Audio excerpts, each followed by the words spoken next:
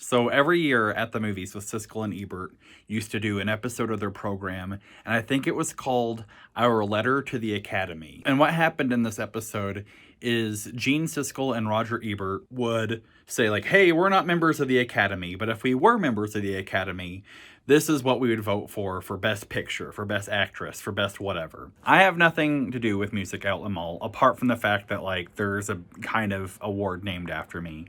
And so, I thought, since the mommies are happening right now at Music Outlet Mall, I had better, throw my hat into the ring? That's not accurate. I just thought I'd come out and say, like, what I'm simping for right now. And maybe you guys can check it out and do the same. First off, this was the year of the cover song. At Cycle Lake City this year, I saw one of my favorite bands, the Plastic Cherries, just do a kick-ass cover of Somebody to Love by Jefferson Airplane. At Honey Days, I saw Fontaine do a cover of Dirty Work, originally by Steely Dan. And at a private wedding, I saw the Melons do a cover of Don't Worry Baby, originally by the Beach Boys. And I'm here to tell you right now, that each and every one of these covers made me cry. I think all three of those artists are incredible, and if you haven't checked them out yet, I don't know what you're doing with your life. I saw that Body of Leaves was nominated for something. If you haven't checked out Hell Nightmare, I think you absolutely should. On top of it having an incredible name, I think what Body of Leaves does on Hell Nightmare is really unique and really special. And I think Body of Leaves is a band that, like, everyone should keep their eyes peeled for, because they're doing really cool stuff. I saw them at Cycle Lake City, and they performed a song called Preacher Rock, and that song's gonna melt your brains whenever it comes out, like, where you can listen to it on a streaming platform. Also, one of Body of Leaves' newest singles, Tempo Creep, that rules. You gotta check out Tempo Creep. As far as merch goes, I think the Yellow Melons shirt is very handsome, and I also think Fontaine had this shirt at Honey Days. It was white and had a lady's face on it, a lady that wasn't Fontaine, and I think that shirt was really handsome. I kind of regret spending my last dollars I had on a corn dog at Honey Days, because I would have liked to have bought that shirt. I know it's not like a real category for the mommies this year, but as far as bands with the most annoying fan base, you gotta give it to the Melons, because look at this guy.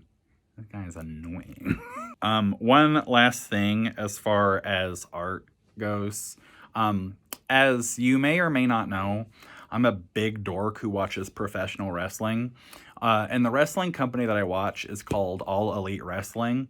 I really enjoy AEW, but, like, this year has been super busy, and I've not gotten a chance to watch everything they do. I've not gotten a chance to enjoy a lot of the art that I want to partake in. I've seen 17 new releases in movie theaters this year, but even then, like, there's some big heavy hitters that I've still not seen. There's so much good stuff, there's so much interesting stuff that's out there in the world, and if you dedicated every minute of your life to taking in all this art that you want to see, you'd never see it all. And that's why I get really frustrated whenever I do tune in to watch an AEW show, because the website that I watch AEW shows on has this, like, live chat on the side of the wrestling matches, and the live chat is constantly filled with people like, this sucks, this isn't good, just, like, actively dogging on the show. And if you look at any of AEW's social media stuff, like, all the comments are like, this sucks, this is not fun, this is just actively disparaging this wrestling show in favor of the show they like. And I don't know, there's just so much art, there's so much interesting things out there, it's impossible to catch up with it all, it's impossible to watch it all. And life is short. We're a hyphen between two dates. If you're dedicating that small hyphen between these two dates to engaging with art that you do not like, that you actively don't like, and you think is stupid, and you think other people are stupid for enjoying, like, not only are you wasting your life, but you're also, like, a strong candidate for biggest loser of all time. I just cannot fathom dedicating just the finite number of days on this planet we all have, and dedicating that time to dogging on something you don't like. Engage with art that you do enjoy. Talk about art that you do enjoy. If there's art out there that you don't enjoy, unless it's actively hurting other people, just ignore it. Don't worry about it. You'll be fine. You'll be fine. Anyway, that's something that's been bothering me for a long time. I think what Music Outlet Mall and Andy McFerren does with the mommies is really cool.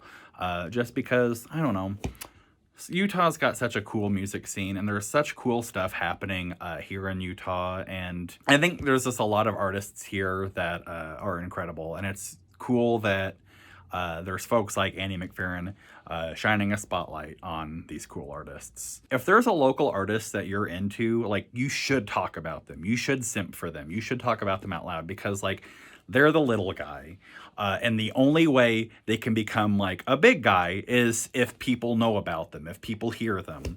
So talk about artists that you like. Talk about artists that you see at shows and that resonate with you for whatever reason. Talk about them so that other folks can get a chance to hear them and other folks can get a chance to enjoy them. It's more fun to share. Thank you to Andy McFerren for just talking about the art that he enjoys. I'm proud to be a simp. It meant a lot to me last year whenever Andy McFerren gave me the Simp of the Year award.